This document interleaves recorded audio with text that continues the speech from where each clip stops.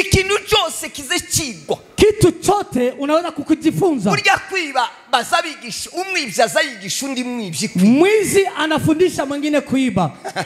Hey. Ya namna kuiba. Bakamwigisha bati niba gukubita umunsi umwe ingoni zazi. Wanamfundisha hata ukichapwa usiwe na shida. Ubonye gusa niba gukubise ku ijosi. Ukichapwa kwa shingo. Tangorane. Hakuna shida. Sema haleluya. Haleluya. Utamba biba imbaraga. Kuna nguvu kumchezea. Iyo twabikoze bivuye ku ndiba y'umutima. Kifanya kutoka kandi tukamenya icyo twari dukora. Na tujue kile ambacho tunafanya. Birimo imbaraga.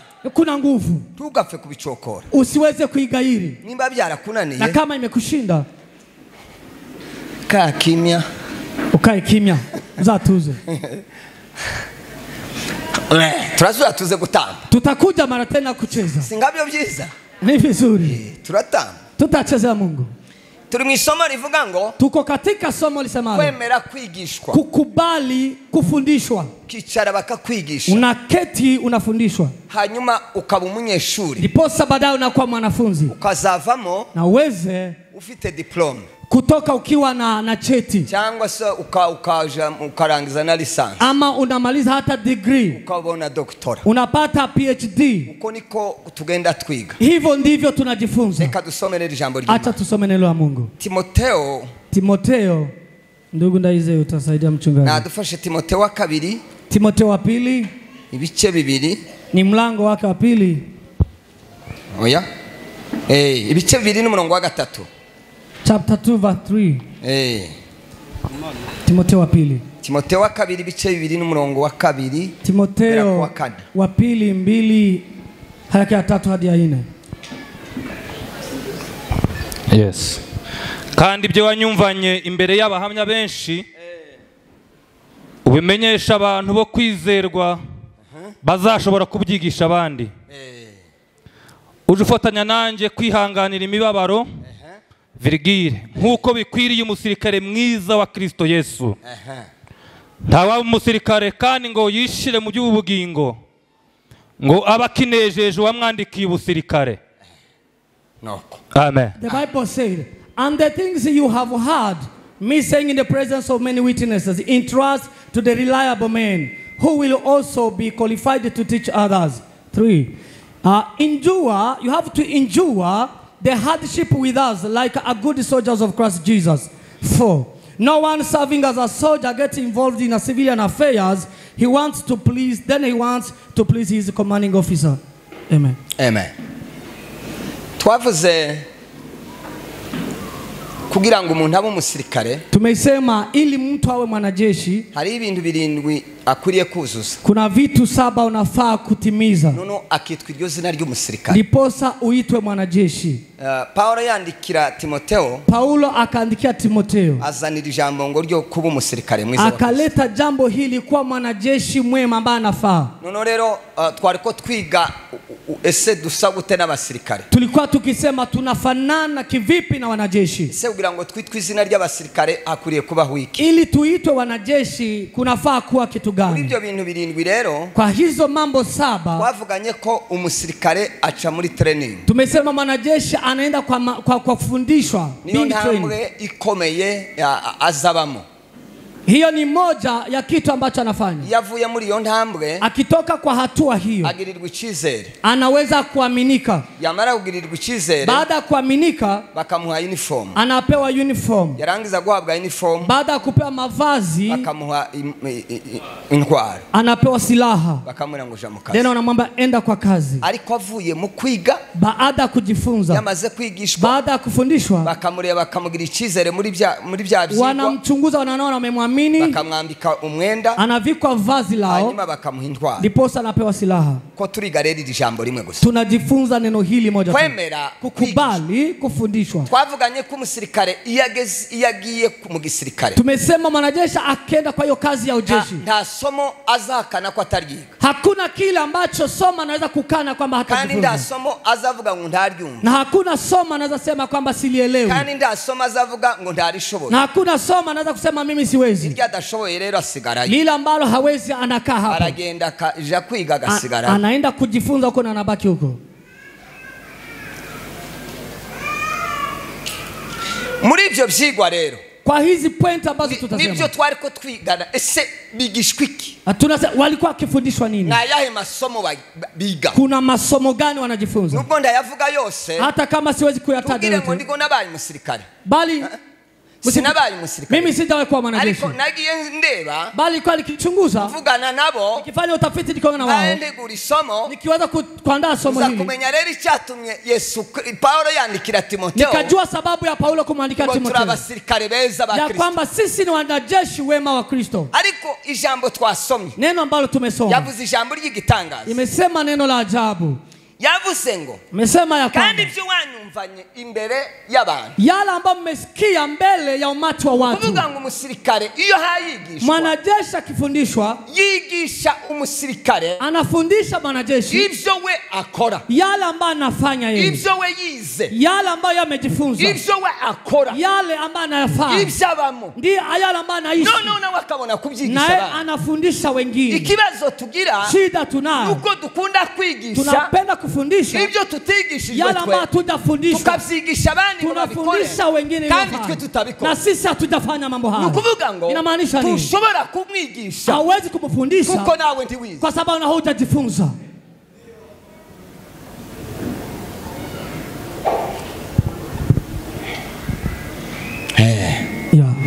kimwe nigeze kwiga ikarate kuna kati nimesoma mambo ya ukarata no hariho karate sauvage alikuwa akijifunza hiyo karata hiyo zinani zaziguruka ile ya kupaa niyo bageze batwigisha ndio alikuwa anatufundisha no bakatwereka uburyo duhagarara wanatuonyesha vile tutasimama utwereka uburyo duhagarara instructor anaonyesha niwe abayabanje kubikora yeye amefanya hivyo kwanza na anatuambia msimame hivi none yo tubira ngo duhagarare uko atahaga anaweza tuambia tusimame jinsi yeye hasimami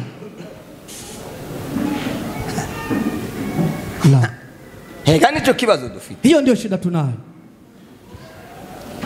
twavuganye ikintu cha mbere bazabiga tumeongea kitu cha kwanza ambacho wanajifunza simbisubiramo sitarudi tena ariko twavuganye kw'Imana tumesema kwamba Mungu ni umwigisha ni mwalimu yigeze kubwira Mose ameambia Musa ngo nzigisha kanwa kawe ya kwamba nitafundisha kinywa chako kuvuga bizabyigishwa kuongea inafundishwa gusenga bizabyigishwa kuomba inafundishwa gutamba bizabyigishwa kucheza inafundishwa gusenga birigishwa kuomba inafundishwa gucuranga birigishwa kuchezea Mungu inafundishwa birigishwa kutabiri inafundishwa gutanga birigishwa kutoa inafundishwa ikize gituma mubona abantu bacu batazi gutanga kisa na maana watu wetu hajui kutoa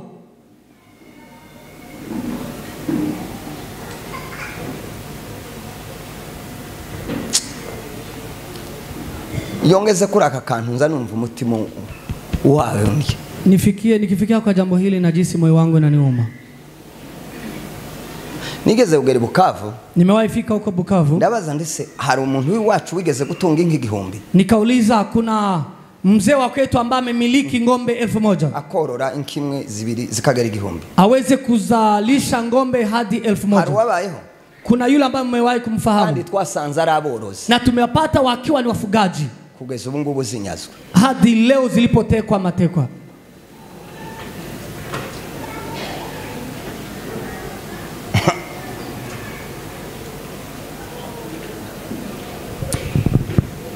twigeze kuza rimwe na Peter Kamusore tuja ku rusengero rumwe kuna wakati nimekuja na Peter Kamusore kwa kanisa walipokuwa wametwalika ngo amare baravuga ngo batanga ituro ngo ryo kuduherekeza wakasema hata watoe sadaka kutusindikiza baradutanga wakatoa twari twaje n'indege tulikuwa tumekuja na ndege ngo amare babaraye maturo wakahesabu sadaka ngo amare na pastor nikampea mchungaji kimukaze kuvuga ngo mwaduhaye itike msikuja kusema nimetupea nauli watu 800 batanze ibihumbi 3 wametoa 3000 abantu 800 watu 800 ukene gusa umaskini buzotwokamo itaweza kutufuata gutanga bizabyigishwa kutoa inafundishwa mutegerezwa kwigishwa gutanga ni vyema mfundishwe kutoa muzige gutanga jifunzeni kutoa Hegima yigeze kutubwira kuna mwalimu wa chuo cha Biblia Hegima akatuambia wageza twigisha ambaye alikuwa ni mwalimu wetu inzu twabagamo na nyumba ambapo tukatumeka twari dufite matora 300 tulikuwa na mattress 300 aratubwira ngo izi matora akatoa hizi mattress ngo zatanze umupfakazi uri hanze zimetolewa na mjane tu w'umuzungu mjane wa mzungu ubona kumvuze hivi nimesema kumvuze ari umuntu uvuze ngo yari umukire kuna mtu mwingine anasema huyo mjane alikuwa ni mtajiri urinze ngo uzakire bingana gutegura ngo utanga unangoja uwe tajiri kiwango gani ili utoe bakwigishe gutanga wakufundishe kutoa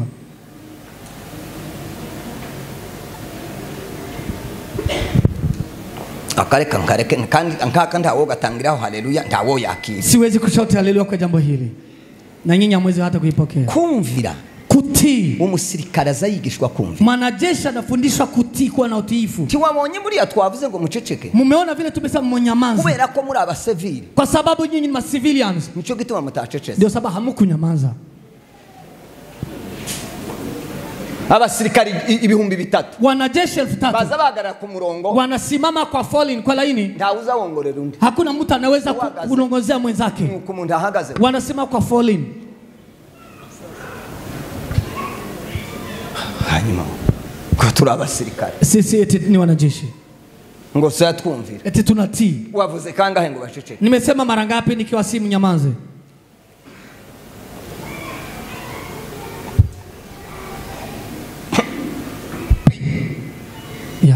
ibyo kumvira byo reka mberekere gutya kuhusu mambo ya utiifu acha niachie hapo cha kabiri twavuganye bari hano twaravuze gucha kabiri niki jambo la pili ni nini ambao walikuwa hapa kugira gute cha kabiri cha mbere ni ukumvira cha kwanza tumesema ni utiifu kwa bijani wewe ulikuwa unavuga bijya vya mbere unasema ya kwanza wavuze bijya birimo umesema siku ya kwanza mambo 7 twavuze tulisema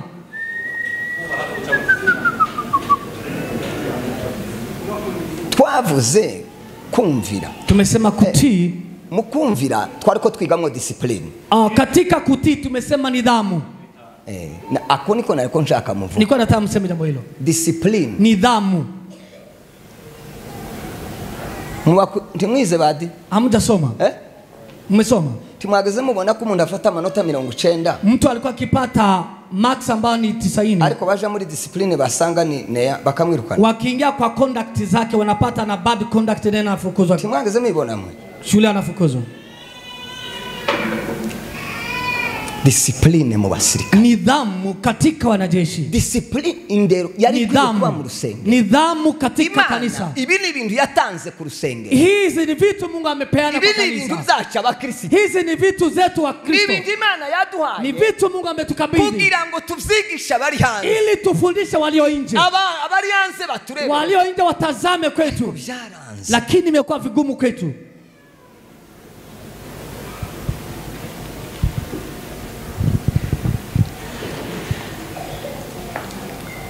kuko mwene data yaravuze twavuze kubaha kama vile ndugu amesema tumesema utiifu nico twavuganye mu gitondo ndicho ambacho tumezungumza asubuhi reka dusome ijambo rimwe aho ngaho acha tusome neno moja hapo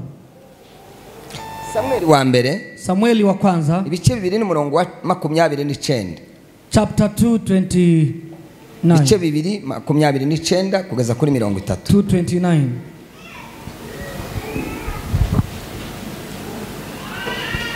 none niki gituma mutera imigeri ibitambo n'amaturo nategetse kuntambirira mu nzu yanje ukubaha abahungu bawe kubandutisha mukitungisha ibyiza byo mu bitambo byose by'ubwoko bwanje bwa Israheli ngo muhonjoke komeza 30 hadi 30 nico gituma Uwiteka Imana ya Israheli ivuga iti nico gituma Uwiteka Imana ya Israheli ndio sababu Mungu Bwana wa Israeli asemalo hivi nukuri naye navuze yuko ab'inzu yawe n'ab'inzu ya so bazajya bagendera imbere yanjye iteka ryose hivyo ndivyo ambao nimesema ariko none Uwiteka aravuze ngo ntibikabeho kuko abanyubaha ari bo nzubaha aro virgire ariko abansuzugura bazasuzugurwa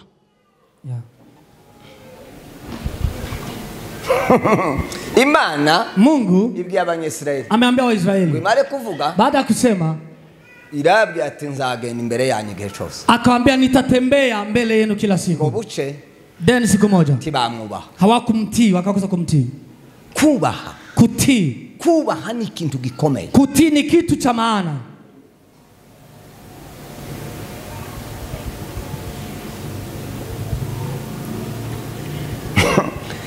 Nta musirikare hakuna mwanajeshi komanda hagaze komanda akisimama waze kumwongorera ngo banza ngume nkumpa kuka then akuje just to whisper to him, anamwambia nipe nafasi ndogo tu, hamuha umwanya, ampe nafasi. good habaye Kivipi? Namna gani sasa? How can it happen?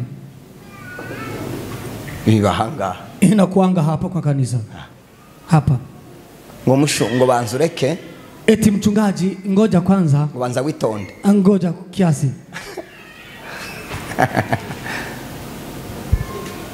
urarwaye, Wewe ni mgonjwa, uri muzima, wewe ni mwenda wazimu, ama mu mutwe hapanze neza, uko sawa sawa kwa akili, mu mutima bimeze gute, katika moyo wako ni ibiki byakunani, ni what is wrong. no twamara gushoberwa Then tukikosa namna kufanya, no ukavuga uti nuko gubwo yabigize gutya reka nanje mbigire gutya, na unasema mchungaji anasema kwa sababu ameniomba acha nimpatie, tiubashe hajati. Nigeze kubona ahantu bamwe abaririmbyi babarimba babwira umushumba munatambuke hano ngo bamusenge. Kuna wakati waimbaji walikuwa kiimba wakaita mchungaji kuja tukombe, ndahumirwa mpura n'isi mbona umushumba arahagurutse ngo nikastajabu abakristo baje kumusenge, kuona mchungaji akikuja washirika wamuombee. Abakristo bazasengera umushumba bakamufata mu mutwe, washirika wanaombea, wanagusa kichwa cha mchungaji kumwombea hapa.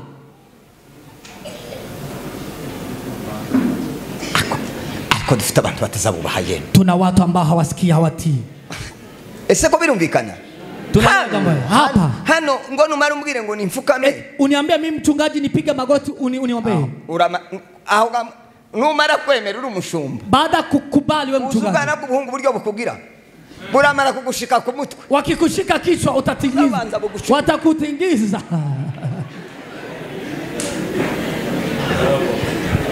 kandi uzusigara na ubaki ukifanya hivi.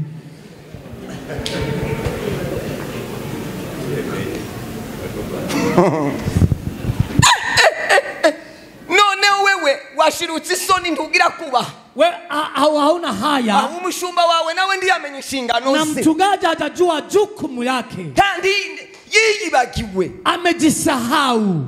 Simvuze kudashobora gusengera umushumba, sijasema kwamba huwezi kumwombea, wamusengera mu rugo, unaweza kumwombea nyumbani, wamusanga no mu rugo mugasenga, unaweza hata kumfuata kwake mnaomba. Simvuze ngo ndi wamusengera, sijasema huwezi kuwa na maombi kwake, hani mbere bali hapa kanisa, kirazira, kwa madhabahu kirazira, hairuhusiwi, prohibited.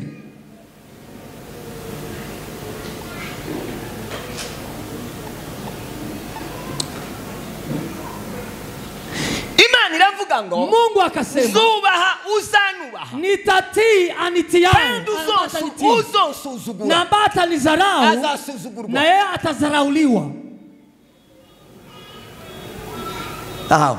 ari twe twubaha badusuzugura, sisi tuwaheshimu ambao wanatuzarau, kubera ko mu mitwe yacu hatari tabwenge burimo, kwa sababu sisi ni vichaa, hatuna akili. Imana ivuge ngo abansuzugura nza, Mungu yeye amesema wazi ya kwamba ambao watanizarau na mbota hote ngura mbota hote maze nkureke, nao kuje tu utembee juu yangu eti nikutii. Umusirikare akaja kuri ko bomukubita inkoni, mwanajeshi aje kwa komanda bakamukubita izindi bizitameze nk'inkoni, anaweza kuchapa izindi tawamenye uburyo azisobana, huko wanaziita nyaunyu, wanachapa kabisa. Tuwumva ko babivuze zibiboko za Masai. Kubaha nibyo mu rusengero, kutii ama heshima Imana yarabidwaye ngo tubyigishe abakristo. Mungu ametupa tufundishe Abadashoboye kubaha tubibigishe. ambao hawezi kutii tubibigishe kuzagisigiye bazabyumvira. Tuwafundishe hadi watakapoelewa. Ijambo ry'Imana niko ritubwira. Jambo la Mungu linatuambia wazi. Twasomye ijambo ry'Imana n'abantu. Tumesoma neno la Mungu ngo mubahe mwumvire n'ababayobora. Tiini na muheshimu viongozi wenu. Babereye maso imitima yanyu. Kwa sababu wao ndio ambao wanajua kandi tuzayibazwa. Wataulizwa. They will be taken to account. None umubwire ngo gwese nuko tuzawigira. Na uniambie sasa. Kureke. Acheni. Kureke ejo nzabibazwe. Acha mimi nitaulizwa. Areka soko kureka. Eti wakuache. Hiyo ndakurese. Kwa nini nikuache? Komanda yari areka umusirikare ngo karitwara nango ngoreka mureke. Komanda hawezi kuacha mwanajeshi ajichukule vile anataka. Ngo nguri yaratunani. Yabandi yakunaniye gute? Huyu ameshindikana. Musohora gende. Toeni yeye. Agenda haja kwidegembya yige. Aende pale ambapo atajihisi aende huko. Atakuwa na uhuru.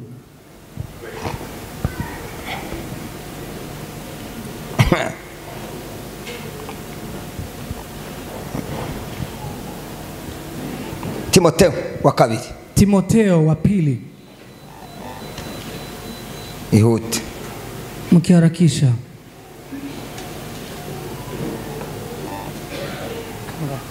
Timotheo wa kabiri. Bice 4 n'umurongo wa kabiri.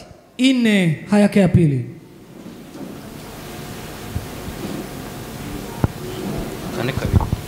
Yeah. Ubwiriza abantu ijambo ry'Imana. Preach the word of God. Ugire umwete mu gihe gigukwiriye. Be prepared in a season and out of season. No mukidakwiriye. And out of season. Uhane. Correct. Uteshe. Rebuke. Uhugure. Encourage. Ufite kwihangana kose. With great patience. No kwigisha. Careful instruction. Bashumba no kwigisha. Kufundisha. Biblia manguhane. Biblia inasema uweze kuadhibu. Biblia yatwaye uburenganzira bwo guhana. Biblia imeturuhusu kuadhibu. Guhana kwavuyeho. Kuadhibu imetoka. Tufite ibibanzo twebwe abashumba. Tuna shida kama wachungaji. Tutugihana. Hatuadhibu. Abakristo batatugenda. Eti washirika watatoka kwa kanisa. Namwe mwana byitwaje. Na nyinyi imekuwa kikwazo. Ngo bakukora uraja mu rundi rusengero. Eti mtaenda kwa kanisa lingine. Tugire ngo uzobugize ubumenyi. Usifikie umekuwa na maarifa. Gabufuza bushana. Utaenda na ujinga huu. Arya makosa uzayakora nini? Hayo makosa utafanya. Uzageza imbandi vuga uzabukiri mu makosa. Hadi baragumu itakapolia. Qui aime la science aime la correction. Yule ambaye anapenda kurekebishwa yemera kwigishwa. Ambaye anataka kujifunza anapenda kurekebishwa.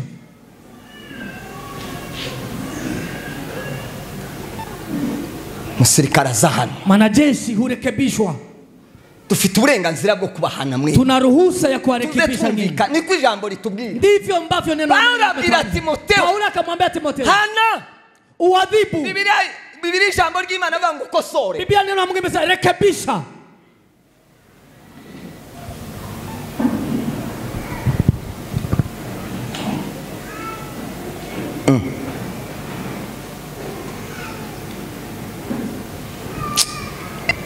Tukureke amaze ugende gusukora.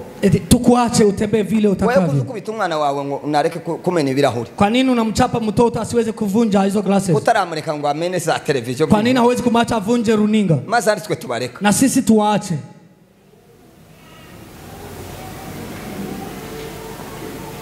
Nimbutarakuze tukomeza Paulo yandika na kama hujakoma hauna ukomavu. Paulo yandika biko nini? Paulo akaandika wa Korinto. Alikongira mumaze kuba abantu bazima. Tilikuwa likifia mmekuwa watu timamu.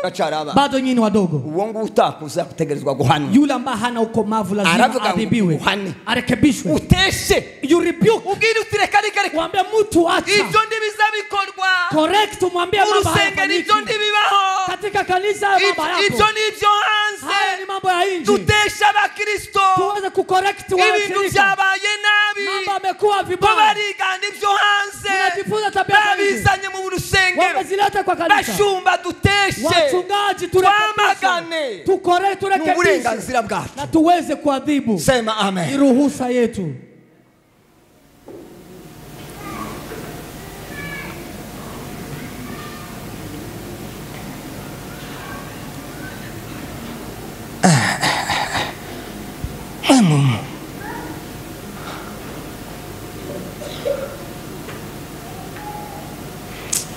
kwiki mboni mbakizo eti ni tuko town mjini. Town waigeze mu ryari? Na umefika mjini lini?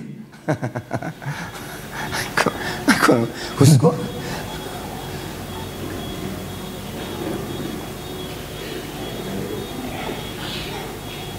tituzobareka, hatutawaacha, tuzotesha, tutaweza kuamuru, tubateshe mutuvuge nabi, tutarekebisha na mutonge vibaya, mutubwire ngo turabaturage na museme sisi ni watu wa ushago. Ngubu bogutuma muturage ukaza kuzana Mudaheranwa. Wakikwambia mtu ambaye hajasoma unaweza kuleta mimi. Ukuraona sana muturage. Unaona mimi nikiwa ni mtu mshamba. Mimi si mshamba. Tura mimi. Ni ajabu kweli. Aiko uziko bantu munyeshuri umwe yigeze gutuka umwarimu. Kuna mwanafunzi alimtusi mwalimu mwaka wa 3 tukiwa darasa la 3. Akasema wewe ni mjinga. Wewe ni mjinga. Aramura ati subiramo. Rudi tena. Aramura ngo nguri gifu. Eti wewe ni mjinga. Nono aramubaza ati se. Nakamuliza. Hagati yanje nawe ni ndege. Kati yangu na wewe nani mjinga? Umwaka wa mbere darasa la kwanza narakwigisha ubupfu bwanjye. Nimekufundisha ujinga wako. Mbuguhera amanota. Nikakupea max. Urabutsinda. Ukashinda. Uja mwaka wa 2. Ukaenda darasa la 2. Ngutekeramwe ubundi bupfu. Nikaweka ujinga tena. Nabwo urabukorera urabutsinda. Pia ukashinda. None turi mu mwaka wa 3. Tuko darasa la 3. Kuriga ubupfu bwanjye. Unajifunza ujinga wangu. Hagati yanje gifu nini? Hivyo kati yangu na wewe nani mjinga?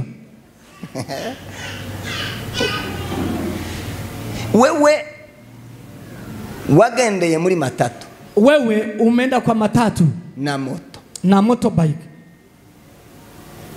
Ni gari. Hata na bicycle. Ni ibyo bitatu. Kinga ukaenda kwa hizo vitu 3. Ubundi na amaguru. Vitu unadi kutembea na mguu. Pedestrian. Mnaenda mkitembea. Aikoze kwa abantu aho. None ngukora indege nduranayikora. Haujawahi hata gusa ndege. Reka ndege kuyigenderamo. Sisemi kwenda hata kugusa. Yari abantu batarayikora. Kuna watu wadagusa ndege. Wapo. Kaga stari nukobaza ngo kajya gastari kari hejuru. Wanaona ile mstari ya ndege ile kienda juu. Turinjira mu kibuga cy'indege. Haujafika airport. Turagendera mu kiri. Haujafika ndani. Tururira bato. Haujapanda meri. Ngugendere mu mazi amasaha 8. At least uende kwa meri kwa masaa 8. None se kizungu wamenye. Na umeopata kizungu wapi sasa? Twitonde. Tuweze kutembea pole pole. Twemerere tubateshe. Muweze kukubali tuwarekebishe. Muteshwe mwemere. Murekebike. Esa ko birabanga byumvikana. Jambo hilo mnaelewa? Kwa imani cyubahiro. Tumutukuze Mungu. Kwa imani cyubahiro. Tunaweza kumtukuza Mungu. Ikigani kimwe cyo kubaha nacho. Hii ni baadhi ya kutii. Nguko utazamu ya maboko. Na kama hujainua mikono. Ukose wumviye. Hivyo umetii. Ukose wubashe. Umeheshimu. Byose bira. Yote ni. Mugitondo kunagiza abantu. Asubuhi nimwambia hivi. Uyazamure. Nikamwambia mpandishe. Bezige mubona nanje na mami. Hadi wakati nitashusha. Hari inyuma muzamura. Nyuma mpandishe mikono. Muzamure yo. Mpandishe mikono miwili. Utinyi Imana nje wondorohe. Ogopa Mungu, mimi ni mwepesi. Mungu baba serikali bazali. Hivi ndivyo wanajeshi wanafundisha. Bazamura maboko. Wakimwambia kupandisha mikono. Batarangura maneno kanyo. Kabla mwambia ashukishe mikono hawezi shukisha. Uyazamure neza. Pandisheni vizuri. Mugire gutya neza. Fanyeni hivi vizuri. Uyamanure mvuze. Mutashukisha nikiwaambia. Nukukwigisha biza bibi. Hivi ndivyo kufundisha inakuwa. Tiangira umuntu ugira gutya. Kuse mutambata munyoshe mikono. Nimba nda kintu ufite. Straighten your hand. Mweze kuinua mikono. Ngiri somo leo. Hii sasa ni mafundisho sasa. Pandisha mami, pandisha. Usifanye maringo. Hakuna maringo hapa. Wasichana ni nini? Pandisheni. Bali abana nta wamenye ibyo bari. Wale wasichana sijui wanafanya nini. Hallelujah. Hallelujah. Kongere hallelujah. Mara tena hallelujah. Usubiremo hallelujah. Mara tena hallelujah. Kongere kandi hallelujah. Hallelujah. Tubishiramo imbaraga hallelujah. Tena nguvu hallelujah. Zamura ijwi ryawe hallelujah. Hallelujah. isubiremo kandi haleluya. Haleluya. Nukurero tugomba kwigisha. Hivyo ndivyo tunapaswa kufundisha. Kwigisha birarusha. Kufundisha ni vigumu. Si ibintu byoroheje abantu bizi. Si jambo rahisi. Niyo mpamvu ndio sababu dutegerezwa kubishiramwe imbaraga. Inatupasa kutia nguvu. Ukabikora bikuvuye manufaa kwako. Amen. Amen. Yeah. Amen.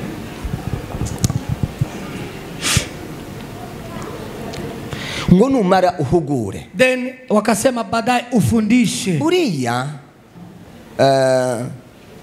guhugura bitandukanye no kwigisha kuko uhugura umuntu ibyo wamwigishije. Unaweza iyo abantu bavuga ngo bagiye mahugurwa wakisema wameenda kwa ni kama seminars ni ngaho bahaye bavugurura ibintu warusi. Ni kuweza kufanya innovation kwa kitu umejifunza. Innovation. No rero Biblia iravuga ngo duhugure. Biblia inasema we have to rebuke and instruct. Niba twarigishije na kama tumefundisha, niba tutarigishije, na kama tutafundisha, tubanze twigishe. Tufundishe kwanza. Nitumara kwigisha, baada kufundisha, tuzobone guhugura. Ndio tukuje tena tuwakumbushe tena kwa yale masomo wamejifunza.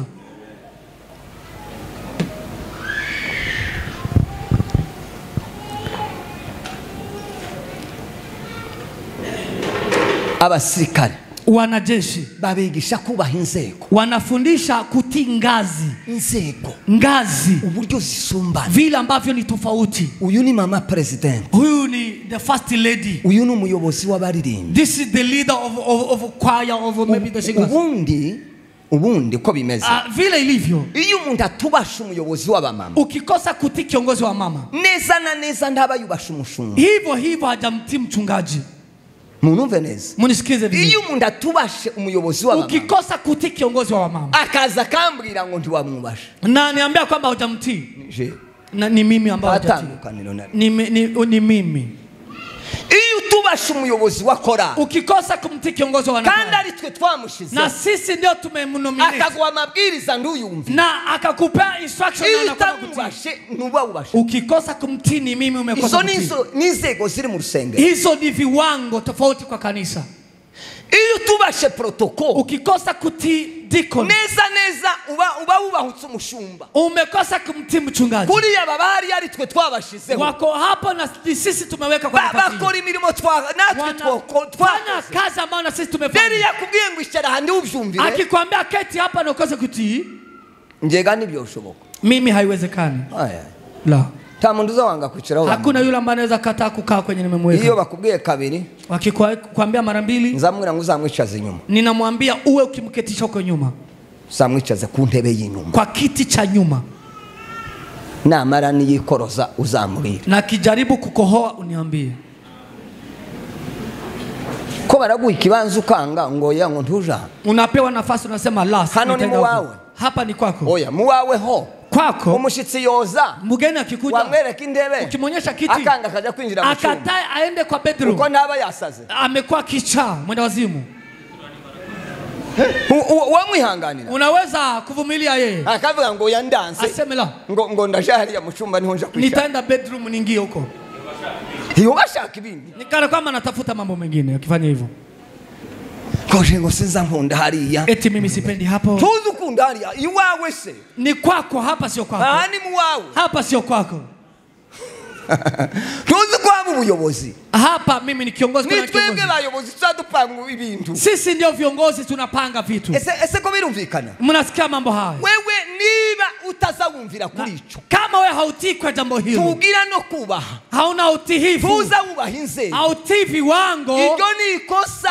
Ngazi tofauti na kosa. Bazabigutoze. Wakurekebishe. Abapastori bakugenderere. Wachungaji wakutembelee.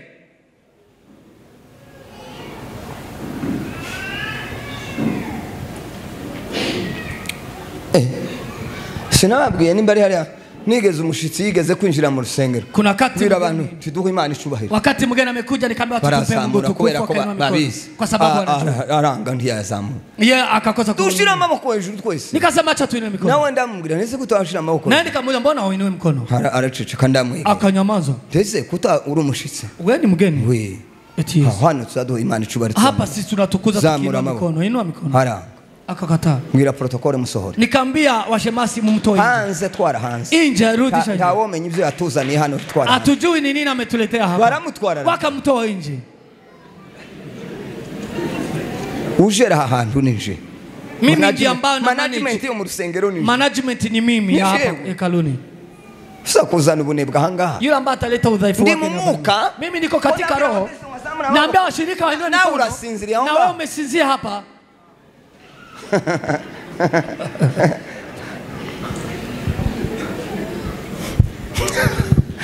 Iyo babaramye bahimbaza nzenguruka mu rusengero. Wakiabudu Mungu katika ibada, masaa ya kuabudu na kusifu, mimi nazunguka ende abantu bazubaye. Naenda nikiangalia watu ambao wamezubaa.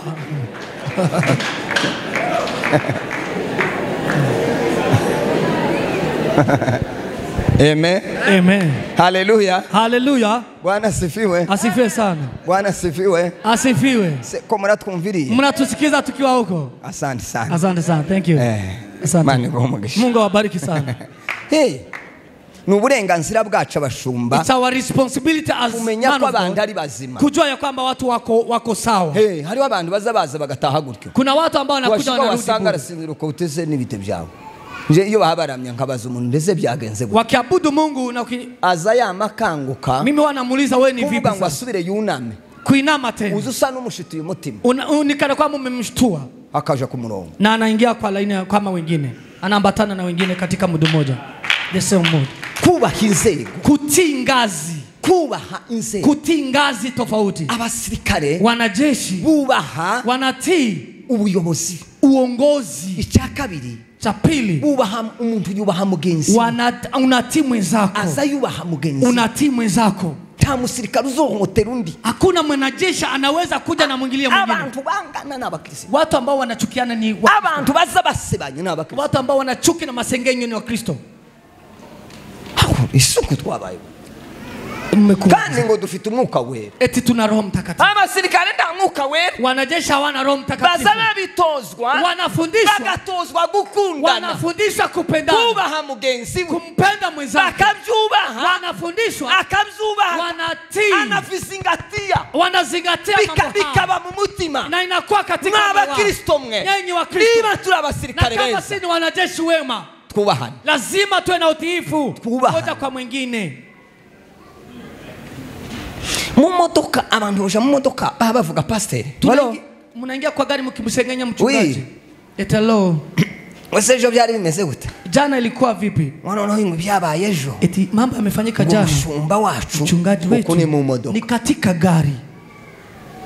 Mumodoka. Kwa gari. Akavuga umushumba. Unamsengenya mchungaji. Akavuga undi mukristo. Ama mukristo. Akavuga itorero. Unasengenya kanisa kwa gari. Nimba uzubikora wihana. Na kama unatenda mambo hayo lazima urekebike, utubu. Ngirijisho. Mimi na jicho. Ari nkubonye nawe. Nimekuona. Ko warugize nawe sibyo. Vile ambavyo umefanya. Abasirikare. Wanajeshi. Aha ntungiye nko gutindaga. Hapa ndipo nitakaa. Baza bubahiriza gahunda. Wanaheshimu muda. Baza bubahiriza gahunda. Wanaheshimu muda. Biblia yanga abantu batazabubahiriza gahunda. Inawachukia watu ambao hawana haribu muda, hawati muda. Irabanga. Biblia inawachukia. Nuko itoruka ni ngaho yoruka. Ni kana kwamba haiwezi kuwatapika lakini ingewatapika. Muri nzansoma ibyo byanditswe gahunda. Utaratibu. Pastor. Mchungaji. Witonde ngumwanya ni wacu. Eti ngoja muda ni wetu. Ni wacu. Eti ni wetu. Witonde. Ngoja kwanza. Twaupanze. Tumepanga muda. Waupanze nani? Umepanga muda na nani? Mureke mbabazi. Acha niwaulize. Abantu 8 bateza haleluya 8 undi 8. Na watu 8 wakishauta haleluya 8. Iminota 10 kagenda. Dakika 10 ipotee. Twasura tukayigarura. Tunaweza kuirudisha tena? Haiwezi.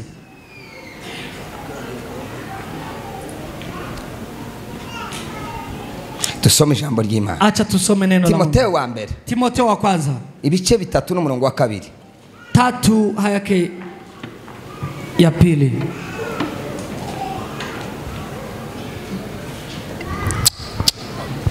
Telefone yaje nakishize. Soma nshuti yanjye Timoteyo wa mbere ibice 3 n'umurongo wa 2. Timoteyo wa kwanza mlango wa 3 aya yake ya pili.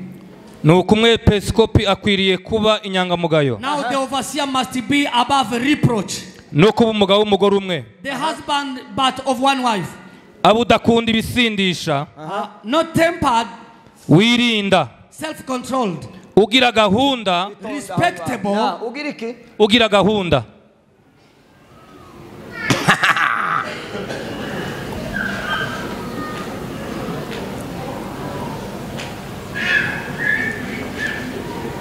Bindu byose dore aho biri mambo yote yanarudi hapa. Byinshi naha biri mu gufira. Hao maovasia ni wachungaji.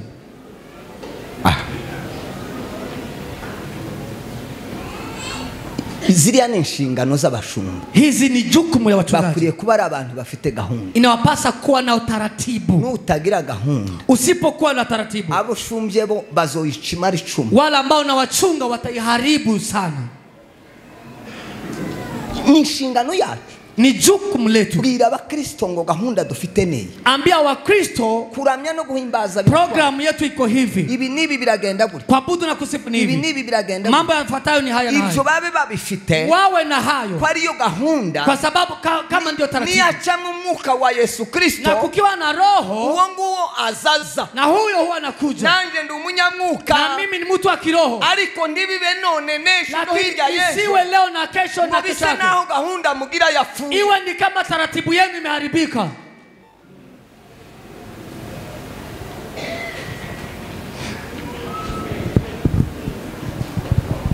Mundu umwe hari yangonda akamase agacomoka gase. Na mtu mmoja anachomoka hapa naomba itamefurahi. None uko niwe wanezere wewe wenyine. Na wewe ndio umefurahi peke yako. None reka tuvuge 9 rihaguruke. Na hata tuseme watu 9 wasemane. Abandi 7 nabo batere haleluya. Na wengine 7 washauta haleluya. Umwe na wavuga ati dutana. Na mwingine aseme tucheze.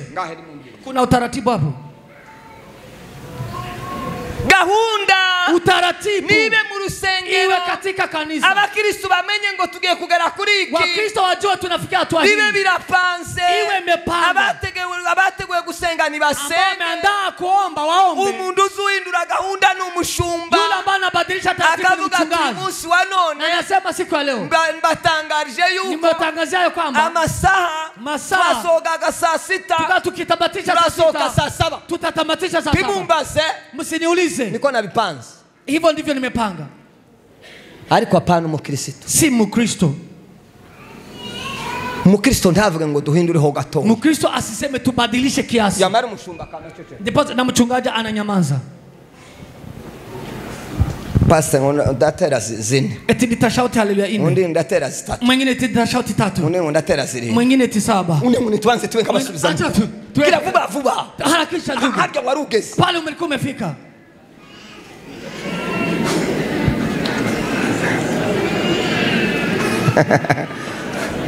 None kan umushumba nawe akamacece. Na mchungaji ananyamaza na atazama. Bari bageze. Na nakubali eti pale walikuwa wamefika. Kwa hiyo speed. Kuko abayobozi babaye babiri. Viongozi wamekuwa wawili. Haja mwari mugeze nindi wavuze. Na hapo mlikuwa mmefika nani amesema? Muri ndio kuri mawinezere. Eti muimbaji ambaye amefurahi. Wa Yesu Kristo wamufashe. Roho wa Kristo amemhukujia. Yamara kama ngo haje twari tuvuze. Pale tulikuwa tumefika. Naho yo mwati rwose reka turahasubira. Badala kusema tutarudi hapa. Ibangu bihangana gatoya. Ngoja kwanza. Turahasubira. Tutarudi baadaye. Bahafate mutuzi. Ibaki hapo tu. Niturangiza kiri. Tukimaliza hii mambo mengine tutarudi. Washaka kare buryo ukora ibintu. Na ujaribu mukaza kwagera. Ufanye kwa haraka ni pesa muri. Hivi bibe kwa ari buhinduye gahunda. Isiwe ni kama ni mshirika amebadilisha ratiba.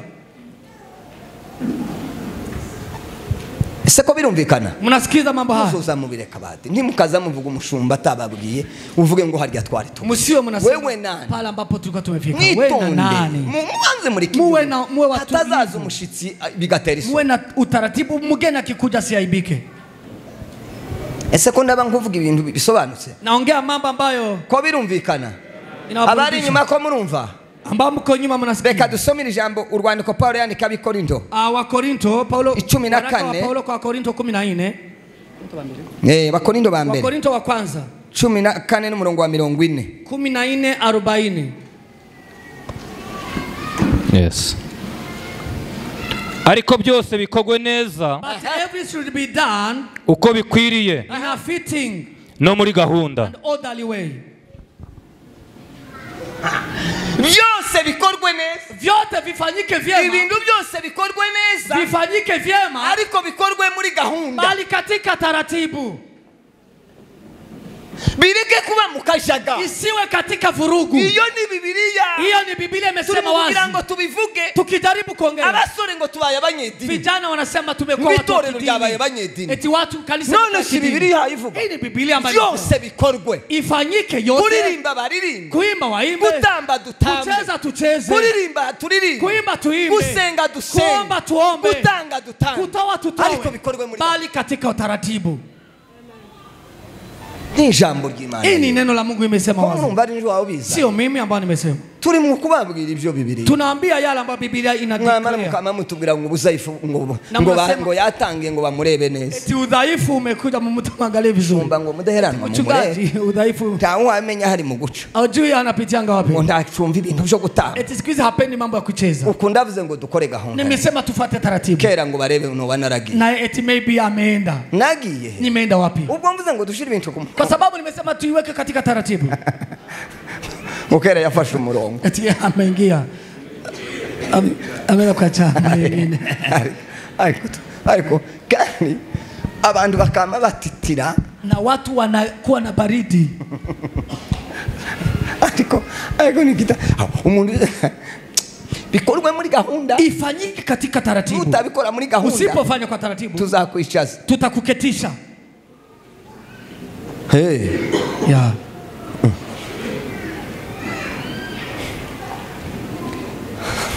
Numara uzaje hari akavuyo. Na baadaye uende kwa kanisa nyingine. Rwandiko Paulo yandikiye Abatesalonike ba mbere Wathesalonike wa kwanza 5:14.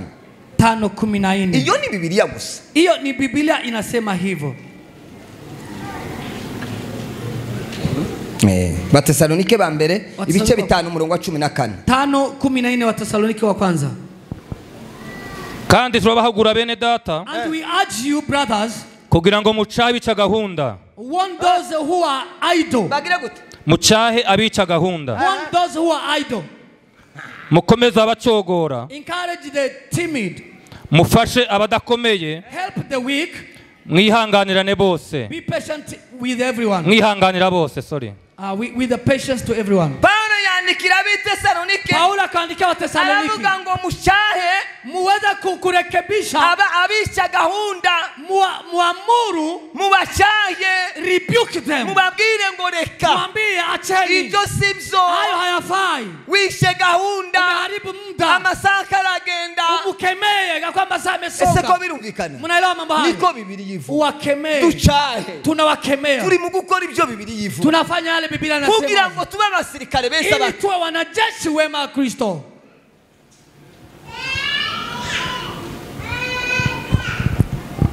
nzamunda ngo mvuge ibyanditswe. Mimi huwa napenda niende katika maandiko. Warige tso tuvuga. Katika andiko tukisema Abantu bakavuga ngo ariko pastor sinzi uko yabaye. wengine wanasema sijui vile mchungaji Ni Bibiliya. Ni Biblia Soma inasema. Abakolosayi Soma Wakolosai tena 2 umurongo wa 5.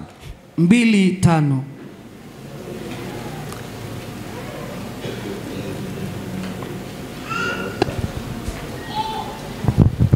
kuko nubwo ntari kumwe namwe For though I am absent from you ku mubiri, in a body, ndi kumwe namwe mu mutima, I am present with you in spirit. nishima kandi mbona gahunda yanyu Delighted to see how orderly nziza you are, n'uburyo mushikamye how firm your faith mu byo kwizera Kristo. in Christ Jesus. Mwamumva ibyo Paulo yashimye Abakolosayi. Mnaelewa yale Paulo amewasifu watu wa Kolosai. Nubwo tutari kumwe, Even though we are not together, ariko inkuru zanyu ziri but kungeraho nziza. habari zenu zinakuja kwangu Uburyo gahunda ipanze. vile ambavyo taratibu ilivyo. Abasirikare baza bigishwa, Wanajeshi wanafundishwa taratibu. noneho byagera kuri twe Na ikifika kwetu ko tuyoborwa n'umwuka, tunaongozwa na Roho Mtakatifu. twamara noneho tukigishwa, Na sisi tunafundisha. na akarusho. Ni zaidi, ni jambo la maana, ni la ziada. ngo umwuka wera, Tunasema Roho Mtakatifu. mwaje tukabanza tukababwira igihe umwuka wera azakora. Ni vyema mkuje tuambie wakati Roho Mtakatifu Nabyo anafanya kazi. mubyige. Umwuka wera niwe ugira akavu. Roho Mtakatifu ndiye ambaye ana disorder. wa musemera babwiye ngo umwuka w'umuntu kuna wakati nimwambia roho wa mtu azayubaha nyirawo anaheshimu mwenyewe. Nta mwuka undi mubumbwira ngo ni ngori ibintu Hakuna roho wangu anaweza niambia nifanye mambo kwa vurugu. La, banza witonde. Tulieni kwanza, naambia roho Ko mbaye mbona bimeze vile naona. Tazama, uyu si umwanya wo kuvuga, huu si muda wa kuongea.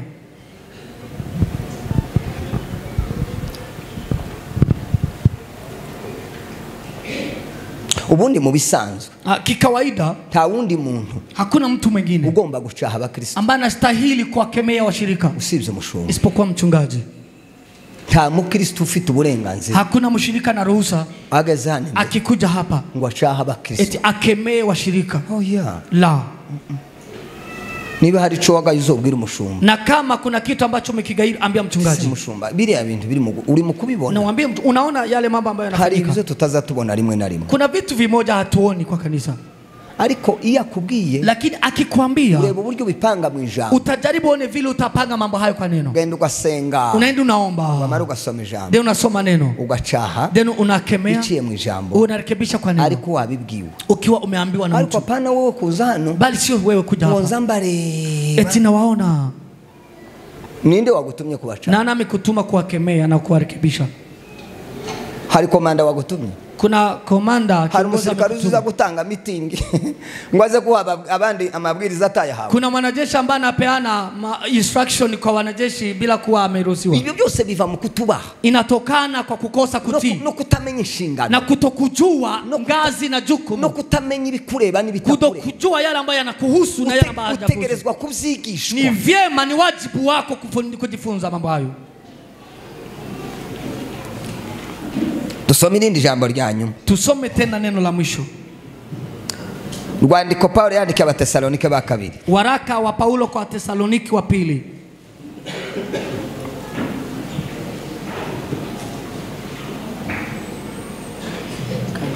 Abatesalonike ba kabiri. Watesaloniki wa pili. Ibice 3 n'umurongo wa 6. 3 haya yake ya 6. Nuko bene data. Soma. Yes. Nuko bene data turabategeka mu izina ry'umwami wacu Yesu Kristo. In the name of the Lord Jesus Christ we command you kuzibukira mwene data wese to keep away from every brother ugenda yica gahunda who is idle cyangwa udakurikiza and does not live ibibabwiriza mwahawe natwe according to the teachings you received from us. Kuzibukira no kuvuga gute? Ka ufite Bibiliya ijambo ry'Imana. Kuna yule ambaye ana neno la Mungu. Yari. Mureke bahasoma. Acha wasome hapo. Taza gusobanura ngo no kwiwe yivugiye. Timama nawe kuzibukira mwese. Ambaye kuna neno la Mungu. Kwa kimombo inasema in the name of the Lord Jesus Christ we command you brothers to keep away from every brother who is idle, and does not live according to the teachings you received from us. Soma katika hiyo Biblia nakwambia. Bavandimwe mu izina rya Nyagasani Yesu Kristo, isobanura ikingiki kizungu. Turabihanangiriza kwitandukanya n'umuvandimwe wese w'umunebwe. Umunebwe.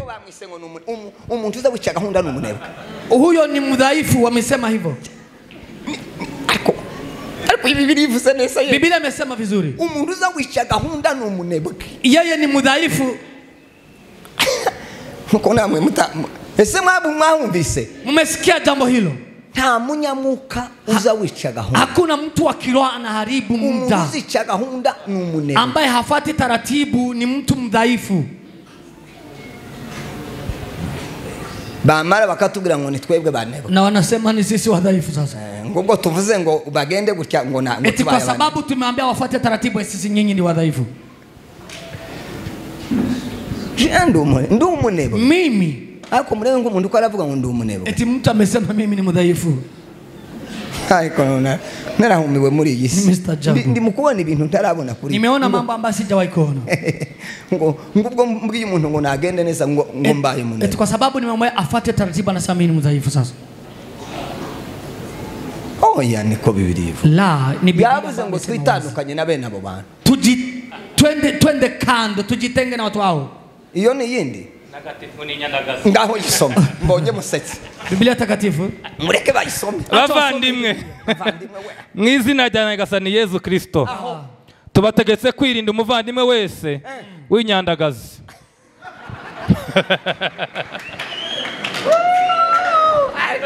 Ariko Biblia ni nziza ye. Biblia ni nzuri sana. Sema haleluya. Haleluya. Ya. Bari mukudupachika amazina kandi ari ayabo. Wanatuita majina na ni majina yao. Akanyuma. Udakurikiza inyigisho n'umuco mudukomoraho. Mudukomora. Tuwezi maanisha ubahiro. Sema haleluya. Haleluya. Ufite undi muco adakomora kubashumba. Ambaye ana tabia hajatoa kwa wachungaji. Uwo ni nyandagazi. Huyo ni mtu ambaye ni mudhaifu. Utakurikiza inyigisho tubaha twebwe. Ambaye hafati mafundisho tubaha. Uwo ni nyandagazi. Huyo ni mudhaifu.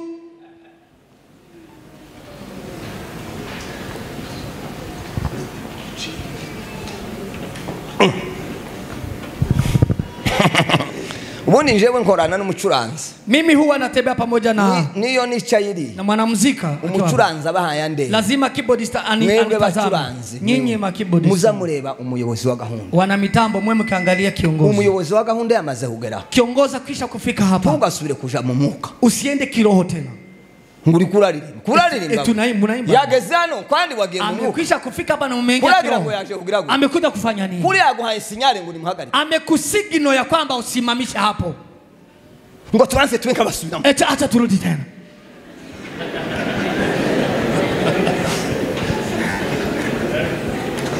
Nzangiria gusagurika umucuranzi. Mimi huwa nafanya hivi. Yule ambaye anacheza keyboard anasimamisha. Shiraho urutoke. Anaweka kidole.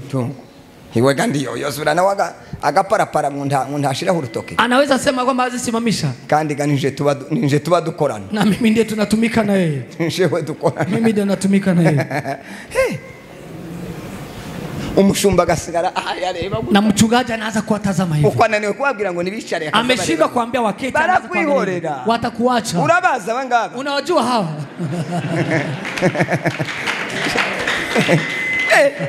Kuracheza na basore bari mu mwuka. Ndio vijana ambao wako kiroho. Barakwicarira nguri kurabareba. Unafikia unaweza keti hapa bagira ngo ahubwo wanezerewe. Wao unafikia na wao umeingia kiroho. Subiramo kubana unacheza.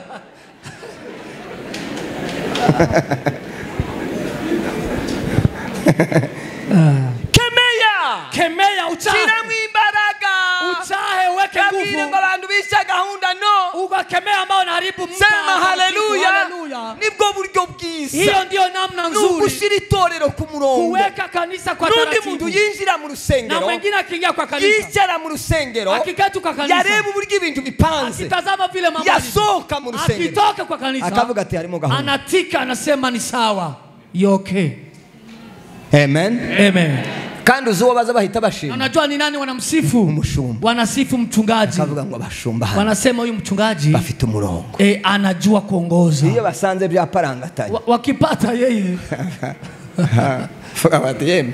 Bali anamo ninginga zitafite umwungeri. Wakipata wanasema huyu ni ngombe ambayo hazina mchungaji. Umugeriria. Mmoja ana undiria. Mateke huko mwingine mateke. Ingokora niri. Mkono hivi. Ninde wayoboye? Ni nani ameongoza? Kwa twabonye avuza abantu bari. Kumeongea watu 7. Umwe ngo turasura mu ndiri. Mmoja tutarudi kwa nyimbo. Undi turasura mu Gisirimba. Mwingine kwa Gisirimba. Undi njewe numvise wacu yate haleluya na tamba. Mwingine nitashauta atashauta haleluya. Ngereza haleluya. Ashauta haleluya kwa niaba yangu. Ni faranga se? Ni pesa. Wabunjanya kaza kuzitera iwawe. Kwa nini hawezi kumruhusu aende nyumbani atashauta haleluya huko? Nini? None ko ari kuraza ngo agutereza haleluya hano. Wamujanye mu rugo iwawe. Kwa niaba yako sasa. Kwa umva zaryoshe akaza nyumbani akaza kuzigutera. Aenda shauta haleluya. Kwa kubwiye ko tuzikeneye. Tumekwambia tunataka haleluya. Akono. Usiko nao. Ngo hagurukana. Simama ndugu.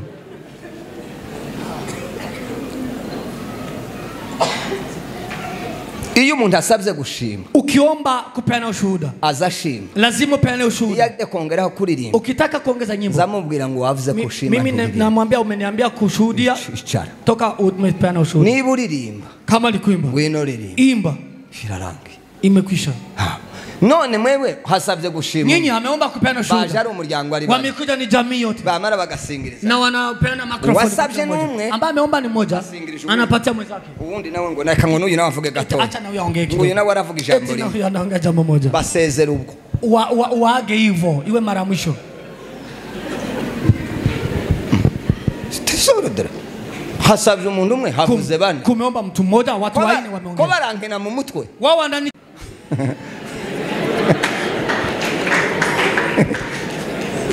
oye mureke tuganire acha tuseme mureke mbereke abantu batatu ni bazana watu watatu muze batatu kujeni you guys come familia abandi batatu watu watatu tu kuja bea muzana watatu tu iyi ni familia hii tuseme ni jamii moja wewe ni hasa nundumwe na mwingine tu kuja ndogo noneho uyu niwe mubyeyi huyu ndiye mzazi noneho uyu ni matame uyu ni mke aba n'abana hadi watoto yarangiza na baadaye ni mfano ndabizi ko mwangezerewe najua no yarangiza akavuga ngo arashima anasema atashukuru yarangiza gushima baada ya ushuhuda murekani wacu nawe ngo avuge ijambo acha na mwenzangu aseme yarangiza uyu ngo umwana nawe ngo arafite ijambo na mtoto alikuwa na uyu nawe ati petit frère nawe aravuga my young brother naye atasema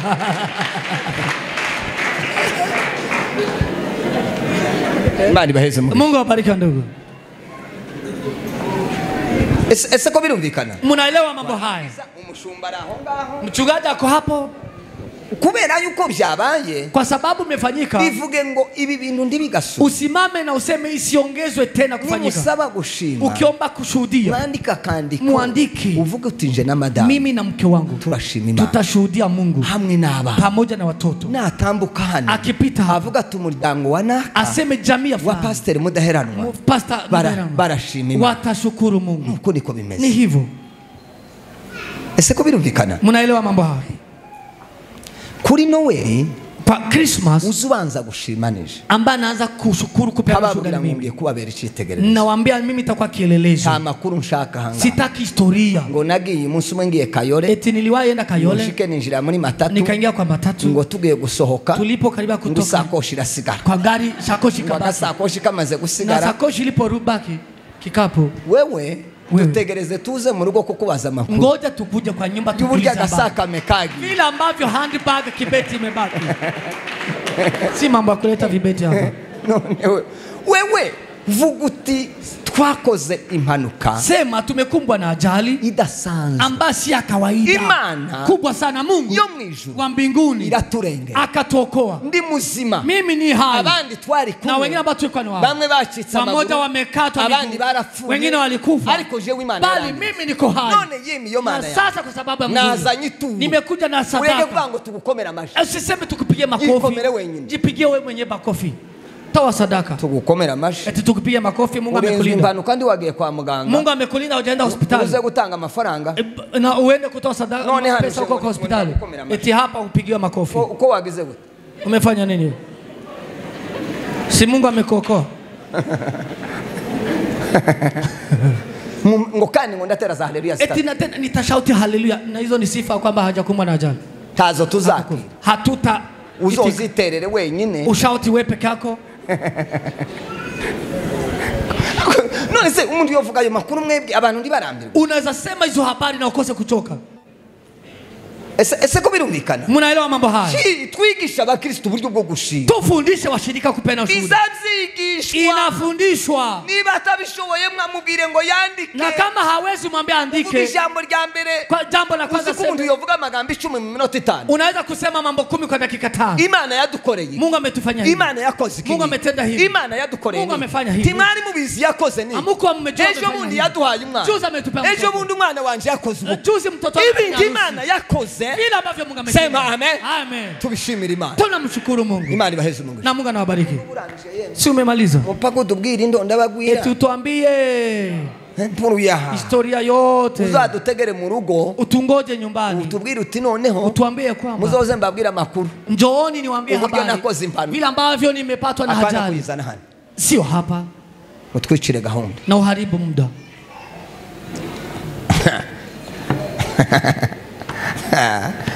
ngiye gutera haleluya imbwa nitashauta haleluya ngako umutima umbwiye na ndivyo moyo wangu umeniambia muriteguye Mko tayari? Haleluya. Hallelujah. Twongere haleluya. Mara tena hallelujah. Dusubiremo haleluya. Mara tena. Twongere kandi haleluya. Tena hallelujah. Ibindi bisabye umwuka Hii wera. haitaji Roho Mtakatifu. Kubahiriza gahunda. Kutii muda. No kubaha inzego. Na kutinga. Ibisabye umwuka wera. Haitaji Roho Mtakatifu. Nizo kwigisha abakristo. Ni jambo la kufundisha Kristo. Tubibatoze. Tuwafundishe. Bizoruha bikunde. Itakubalika. Abasirikare bazabatoza. Wanajeshi wanafundisha. Umwana watese. Mtoto. Umuherezi. Anabani kitenda mimba. Umwana w'umuherezi. Kitenda mimba. Azaja mu gisirikare. Anaenda kwa ujeshi. Yaramenyereye kurya ibintu byiza.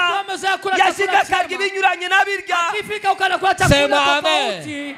Amen. Akaja ku murongo. Na anaenda kwa laini na wengi kama wengine. Akitoka huko. Ukaza wibaza ngo se n'urya mwana. Na unajua huyu ni ule mtoto mtenda mimba. Nta mwuka umuri. Hakuna mambo ya kiroho hapo. Ubutesi bwarashize. Mambo ya kuwa ni mtoto mdogo. Kubera iki? Imekwisha. Kwigishwa. Kufundishwa. Abamuhamubona bakora ibi. Hawa ambao wanafanya hivi bategerezwa kwigishwa. Wanapaswa kufundishwa. Kandi bazavamwe abana beza. Na watatoka vijana. Kubera ko barimo n'umwuka wera. Kwa sababu wana Roho Mtakatifu. Bizaborohera gukora. Itakuwa rahisi kufanya mambo. Shuti bavandimwe. Ndugu brethren. Twemere kwiga. Kubali kujifunza. Twemere kwigishwa. Kubali kufundishwa. Kugira ngo tuba abantu bazima. Ili tuwe watu wazuri. Bashobora gukora ibintu byiza. Ambao wanaweza kufanya mambo mazuri. Ambao tuwe abasirikare beza. Tuwe wanajeshi wema. Tuzakora ibikwiriye. Tutafanya yafaayo. Bishimwa n'abantu. Ambayo impendeza watu. Bishimwa n'Imana. Ambayo inapendeza Mungu. Bishimwa n'abasho. Ambayo inapendeza wachungaji. Ichoge tuzaba ku mutima w'Imana. Tutakuwa katika moyo wa Mungu. Imana ibaheze umugisha. Mungu abariki sana. Amen. Thank you.